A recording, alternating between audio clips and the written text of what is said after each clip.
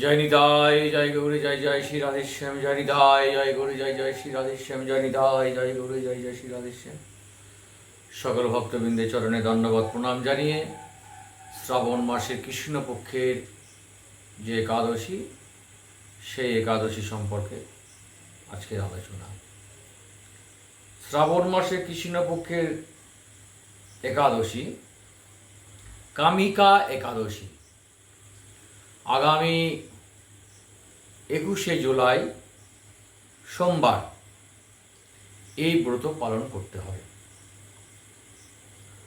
একাদশী ব্রত প্রত্যেকেরই করা কর্তব্য। অন্য কোনো ব্রত আমরা করি বা না করি, যদি করি তাহলে পুণ্য হবে, না করলে পাপ হবে না। কিন্তু একাদশী ব্রত না করলে পাপ হবে। একাদশী ব্রতে পঞ্চ রবিশস্য ত্যাগ। নারদীয় পুরাণে লিখিত আছে যে হরিবাস সমাগত হইলে ব্রহ্মহত্যাদি নিখিল পাতক অন্ন মধ্যে অধিষ্ঠিত হয়। সুতরাং হরিবাসরে আহার করিলে যাবতীয় পাতকই গৃহীত হইয়া থাকে। হরিবাসরে আহার করিলে ধর্নিষ্ঠ নিখিল পাতক ভোজন হইয়া থাকে। স্কন্দ পুরাণে লিখিত আছে একাদশী দিনে আহার করিলে মাতৃঘাতী পিতৃঘাতী গুরুহন্তা এবং ভাতৃঘাতী পাপী বলিয়া পরিগণিত হইবে এবং সেই ব্যক্তি বিষ্ণু ধাম হইতে বিচ্যুত হইয়া পড়বে। সুতরাং এই একাদশী ব্রত সকলেরই করা অবশ্যই কর্তব্য। একাদশীর আগের দিন অর্থাৎ দশমী দিনে নিরামিষ আহার গ্রহণ করতে হবে এবং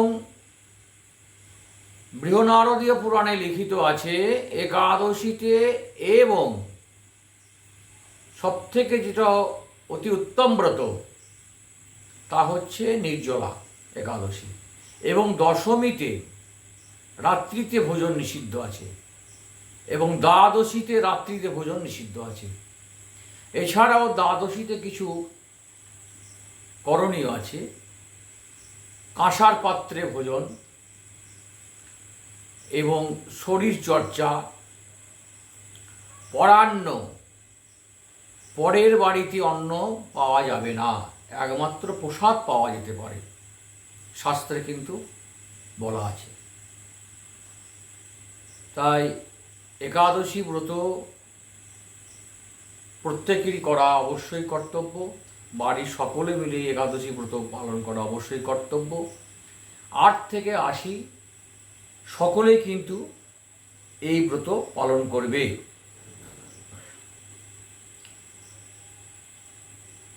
পাতকী ব্যক্তি একাকী নরকে গমন করে সত্য, কিন্তু যে ব্যক্তি একাদশীতে অন্ন ভোজন করে সে পিতৃগণ সহ নরকগামী হয়। সুতরাং একাদশী ব্রততে যদি কেউ অন্ন ভোজন করে সে শুধু একাই নরকগামী হবে না, পিতৃগণ সকলকে নিয়ে নরকগামী হবে। 16 নম্বর দ্বাদশ হরিভক্তি বিলাসে, শ্রী শ্রী হরিভক্তি বিলাসে দ্বাদশ বিলাসে 16 নম্বরে বলা আছে। তাই সকলেই সাবধানতা এবং নিষ্ঠা সহকারে এই ব্রত পালন করতে হবে। একাদশ ইন্দ্রিয়কে সংযম, হরিবাসর উপস্থিত হলে বা যে কোনো ব্রততে সত্যগুণের উদয় হয় এবং সত্যগুণে উদয়ে ঈশ্বরের ভজনা করা কর্তব্য এবং ঈশ্বরের ভজনা সঠিকভাবে করা যায়। মন একাগ্র হয়, নির্জনতা থাকতে হবে। নির্জনে নিবাস জনতার অবস্থানে বিরক্তি প্রকাশ এবং একাদশী শুধু নয়, প্রত্যেকটা দিন ব্রাহ্ম মুহূর্তে শয্যা ত্যাগ করতে হবে। আর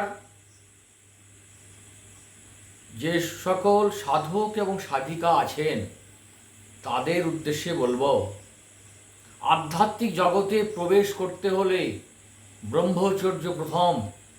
ব্রহ্মচর্য পালন না করলে আধ্যাত্মিক জগতে প্রবেশ করা যাবে না। ব্রহ্মচর্য অবশ্যই কর্তব্য, প্রত্যেকেরই কর্তব্য। একাদশীর আগের দিন, একাদশীর দিন, একাদশীর পরের দিন বিশেষ করে স্বামী স্ত্রীর মধ্যে এক বিছানায় শোয়া উচিত নহে, শাস্ত্রে নিষিদ্ধ আছে। স্ত্রীকে পর্যন্ত স্পর্শ করা যাবে না। তাই খুব সাবধানতা অবলম্বন করে নিষ্ঠা সহকারে এই ব্রত পালন করতে হবে। শুধু ব্রত পালন করা নয়, ভগবানের ভজনা করতে হবে। দিবারাত্র ভগবানের ভজনা, এবং ভগবানের ভজনা সহিত রাত্রি জাগরণ যদি করতে পারা যায় অতি উত্তম। তাই এই যে আগামী একাদশী ব্রত, সে একাদশী ব্রতের এখন মাহাত্ম্য পাঠ করব। সকলেই এই মাহাত্ম্য পাঠ খুব মনোযোগ সহকারে শ্রবণ করবেন। আরও একটা বিষয় এই মাহাত্ম্যের মধ্যে আমরা পাব, অনেকে বলে থাকেন যে একাদশীতে তুলসীতে স্পর্শ করতে নয়, তুলসীতে জল দান করতে নয়, কিন্তু তুলসীতে প্রত্যহ দিন প্রণাম স্পর্শ জলদান করা যাবে। তুলসী পত্র চয়নের ক্ষেত্রে বিধিনিষেধ আছে, কোন কোন দিন চয়ন করা যাবে, কোন কোন দিন চয়ন করা যাবে না, শাস্ত্রে সেগুলো বর্ণিত আছে। কিন্তু তুলসীকে পরিক্রমা, ভজন, তুলসী পূজন এবং তুলসীতে জলদান প্রত্যহ দিন করতে হবে। তাই এখন এই যে কামিকা একাদশী, সেই কামিকা একাদশী ব্রতের মাহাত্ম্য কথা পাঠ সকলেই খুব মনোযোগ সহকারে শ্রবণ করবেন। শ্রাবণ কৃষ্ণপক্ষিয়া কামিকা একাদশীর কথা ব্রহ্ম বৈবর্ত পুরাণে যুধিষ্ঠির শ্রীকৃষ্ণ সংবাদে বলা হয়েছে। যুধিষ্ঠির মহারাজ শ্রীকৃষ্ণকে বললেন, হে গোবিন্দ, হে বাসুদেব, শ্রাবণ মাসে কৃষ্ণপক্ষের একাদশী নাম এবং মাহাত্ম্য সবিস্তারে আমার কাছে বর্ণনা করুন। তা শুনতে আমি অত্যন্ত কৌতূহলী। প্রত্যুত্তরে ভক্ত বৎসল ভগবান শ্রীকৃষ্ণ বললেন, হে রাজন, পূর্বে দেবর্ষি নারদ প্রজাপতি ব্রহ্মাকে এই প্রশ্ন করিলে তিনি যে উত্তর প্রদান করেছিলেন, আমি এখন সেই কথাই বলছি। আপনি মনোযোগ সহকারে তা শ্রবণ করুন। একসময় ব্রহ্মার কাছে ভক্তশ্রেষ্ঠ নারদ জিজ্ঞাসা করলেন, হে ভগবান, শ্রাবণ মাসে কৃষ্ণপক্ষে একাদশীর নাম কি?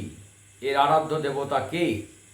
সেই ব্রতের বিধি বা কি রকম ও এই ব্রতের ফলে কি পুণ্য লাভ হয় তা সবিষয়ে জানতে ইচ্ছা করি। আপনি কৃপা করে আমাকে তা জানালে আমার জীবন ধন্য হবে। শ্রী নারদের কথা শুনে ব্রহ্মা অত্যন্ত সন্তুষ্ট হলেন। তিনি বললেন, হে বৎস, জগৎজীবের মঙ্গলের জন্য আমি তোমার প্রশ্নে যথাযথ উত্তর দিচ্ছি, তুমি তা শ্রবণ করো। শ্রাবণ মাসে কৃষ্ণপক্ষে একাদশী কামিকা নামে জগতে প্রসিদ্ধা। এই একাদশীর মাহাত্ম্য শ্রবণে বাজপেয় যজ্ঞের ফল লাভ হয়। ভগবান শ্রীহরি পূজা অর্চনা অপরিমিত পুণ্য ফল প্রদান করে। গঙ্গা, গোদাবরী, কাশী, নৈমিষারণ্য, পুষ্কর ইত্যাদি তীর্থ দর্শনের সমস্ত ফল একমাত্র কৃষ্ণ পূজার মাধ্যমে কোটিগুণ লাভ করা যায়।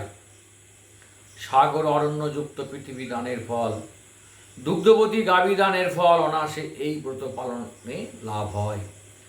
যারা পাপ পুণ্য সাগরে নিমগ্ন, এই ব্রতে তাদের উদ্ধারে একমাত্র সহজ উপায়।